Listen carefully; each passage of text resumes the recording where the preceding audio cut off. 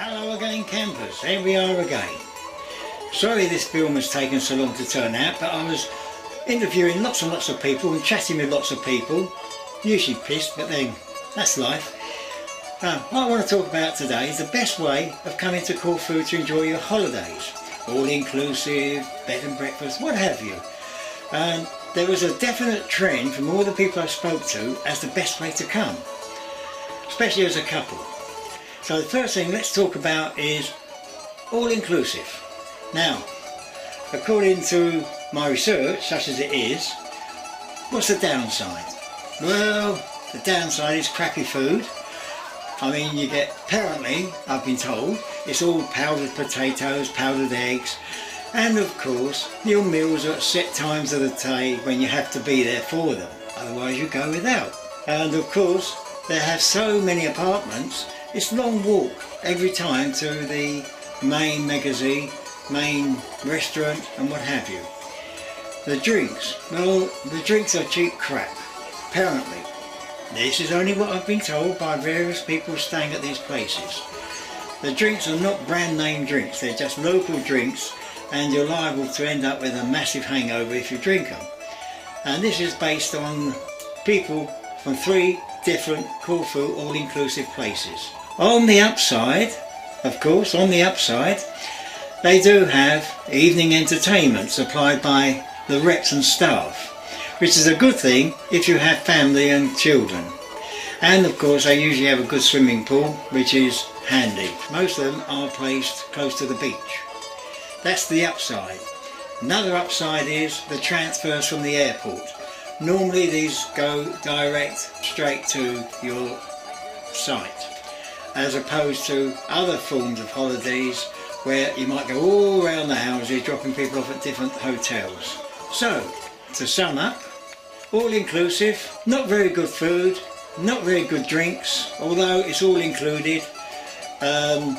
Not very convenient if you have to be there for set meal times, but convenient if you have children, and it's all included there around the pool with things to do, especially in the evenings where you do get some sort of entertainment. But on the whole, I didn't meet very many satisfied people, and that's all inclusive. Now I was hoping to interview one special person, my niece Martine and her husband, who came here all inclusive because they stayed down at Primera, which I've not been to yet, and unfortunately somehow the appointments all got cocked up. Although I waited half an hour, I missed them, but I'm sure their input would have been quite valuable as well. So the next one I want to look at is your normal package holiday. Package holiday, you just go in, your travel agent, you book it. You sometimes book it blind, you don't get a choice of where you're going to be or what area you're going to be in and what time your flights are. Okay, that's fine, except that when you arrive in Corfu with your normal package holiday, you're met by a rep at the airport. You sit on a bus, sometimes waiting for a next flight to come in for more people to fill the bus up. And if this is a late night one and it's 3 o'clock in the morning, 4 o'clock in the morning, when you arrive at your hotel, you're not very happy. Because what they do, they leave the airport and take everybody, the whole coach has to go around to every hotel or people in the bus. And this can sometimes take 3 to 4 hours. Arriving at your own place maybe 4 o'clock in the morning, which is not very good really, is it? Come on, who wants to arrive 4 o'clock in the morning? I met one guy called Bernie, he was on one of these package holidays, and he was dumped at 3 AM with a pregnant wife. He had no idea where he was, there was no street lights, and the rep just wanted to dump him at the bottom of a huge flight of steps with his pregnant wife, and he couldn't even see the hotel where he's supposed to be. So what he eventually did, he refused to book in and insisted they drop him at another hotel down the road, and he paid extra nights there himself. So these aren't very good things to do. And again, if it's with meals, you have the inconvenience of being there for set meal times, which is not so good. Drinks of course you pay for, so you get decent drinks, which is better, come on. And of course you have the ubiquitous welcome meetings. Whoa, the welcome meetings, come on.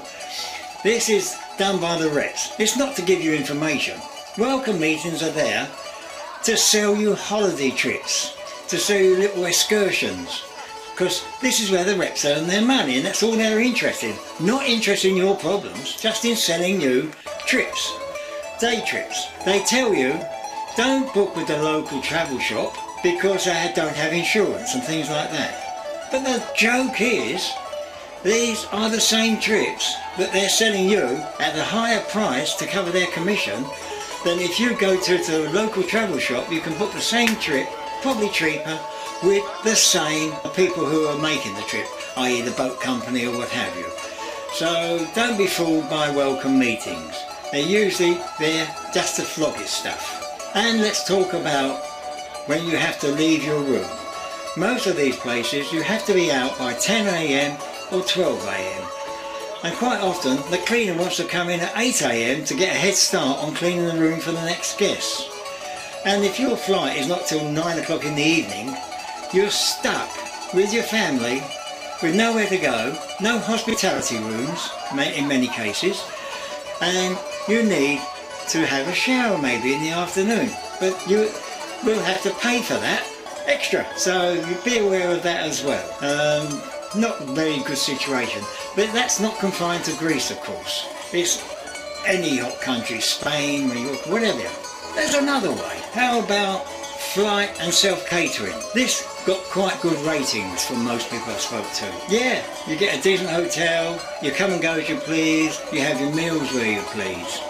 This was the second most popular. You book self-catering through a holiday company, you still have the problem of the transfers though, at crazy hours of the day or night, going all around the houses.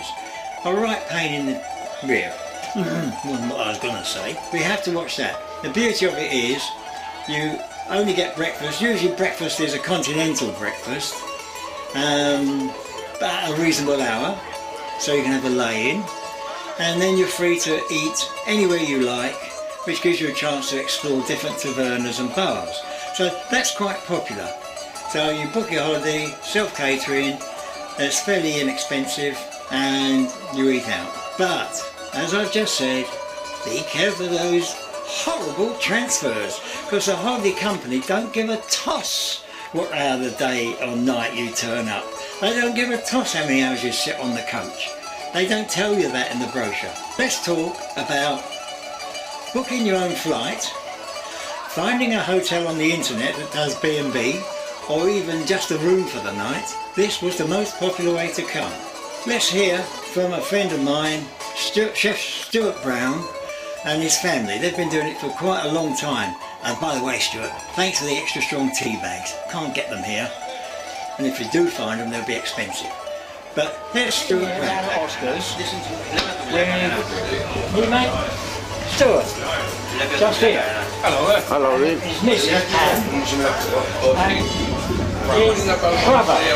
brother. And they're here on holiday. They watch my YouTube channel, thank God. So I'm glad somebody does. So just going to have a chat, see what sort of system they're using. When did you arrive? We arrived the 15th, Friday. Oh great, and how are you staying over here? We're self-catering through a package company. But you didn't come up by the coach, did you? Because that goes around the houses. No, we didn't know. We decided to hire a car at the airport. Do you find that's better? A lot better, yeah, because it means we can get to where we need to be as quick as possible, or detour off and go where we want to be. So you've come before and you stayed, I think you said all-inclusive, didn't you? We did, yeah. We stayed at the Zafaris last year, all-inclusive. Can you be honest and tell me what the food was like? Probably same every day. Was it by any chance powdered eggs, do you reckon? And, yeah. And powdered mashed potatoes? Not very good at all. So we ended up eating out every night, which cost us more money. So we found it to be cheaper to go self-catering. And that's what you're doing now? Yeah, that's what we're doing now, yeah. Do you find that when you shop around you can get breakfast, say, for €3? Cheap as chips, yeah. Cheap as chips, not cheap as ship. Cheap as chips. That's okay then. And if you come again, how will you stay here? It will be self-catering. Stuart, tell me about, you didn't go on the transfer from the airport to your hotel. No.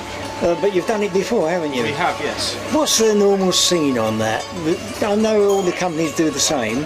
Well, you end up on the coach for about 2.5 hours, going here, there, everywhere. No air conditioning, most of them, because they're either broken or they just don't have it. It's not very good. Okay. We got a little. So next day you do your welcome meeting, don't you? We do indeed, yes. What's the story there about trips that they try to sell you? Well, they try to give you the spiel that local companies aren't insured, they don't pay taxes, so you end up given a bit of paper with all your destinations which they recommend, to Corfu town by day, by night, Paxos, Paxos, Albania, Aqualand, and then generally about 4 to 5 times as much as the local ones. We've always used the local ones, never had a problem, they're all fully insured. Their buses are a lot better than your tour operators. Basically, they're selling the same trip as the local tour operator, local, what do you call them, exchange shop, and but they're telling you at the welcome meeting, although they're selling the same trip, probably with the same people who are doing the trips, that they're not insured, but they're the ones that are selling you. Yeah, they're trying to scaremonger you away from by saying that they're not covered by the... But you do realise these reps are on high commission for any trip they sell. Oh yes. Okay, and you found that with the package holiday and also the all-inclusive? Yes, on both, yeah. On both. Amazing, isn't it? It's amazing. Support the locals. Alright, that's brilliant. Thanks, mate. No worries. You go on the internet, you book your flight with EasyJet. I was going to say Ryanair, but they're a bit rubbish at the moment, aren't they? Let's be honest. But there is a company called Norwegian Air. They do cheap flights as well, at good times. So you book your flight, you arrive. Now you transfer to the hotel, you either arrange it previously with a friend to pick you up, or you can rent a car at the airport for the week or 2 weeks that you're here. Renting a car here, be very, very careful, because what's made clear to you is that excess insurance on rental vehicles can be as high as €1,500, €1,500, over £1,000. This is excess. So if you have a little bump, this is what you have to pay yourself before the insurance kicks in, and that can be quite expensive. They don't make that clear when you rent a car over here, and in most cases it's around about that figure. Please be careful of that. So you've arrived, you've rented your car, or you've got a taxi outside the airport to your hotel where you're going to stay. This also you can book quite easily on the internet. I mean, let's face it, you've got all these travel advisor and people like that who can give you Trivago, who can find you cheap, inexpensive hotel rooms or apartments. And if you've been coming here more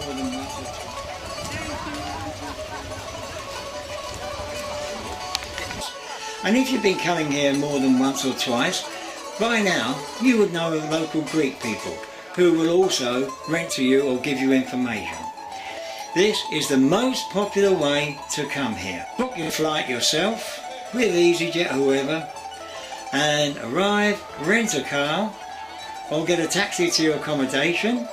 You're straight there, no running around the countryside, and you can come and go as you please, eating out at local tavernas, trying all the local food, no set times. And even if you've got kids, these days over here most hotels, bed and breakfast or self-catering or what have you, do have nice swimming pools. So that's well worth looking at. It was the most popular of all the people I spoke to, the most popular. You need to have a little bit of independent spirit though. I'd like to say a quick thank you to Mandy, Rich, Andy and Terry, party of 4 I met in Oscars. Admittedly, I'd had a few bevies, but they gave me quite a nice bit of information about how they come, and that's what they do as well. So thank you for that info, you guys. That's about it. So that's your bottom line. Flight only, probably the EasyJet, TripAdvisor or Trivago or anyone like that will find you somewhere to stay, very cheap, room only. Eat, drink, when you like, where you like, and it's inexpensive. I've seen rooms as cheap as €10 a night for a double room. So they're there. Do research the internet. Or if you can't, find someone who can. And I want to make a special thank you to Chef Stuart Brown and his family who came here, Andy Ringrose for your input on my site, and Super Crazy Dog, Alex P and Baz. Thanks Baz. Thanks for watching again. Bye. Cheers.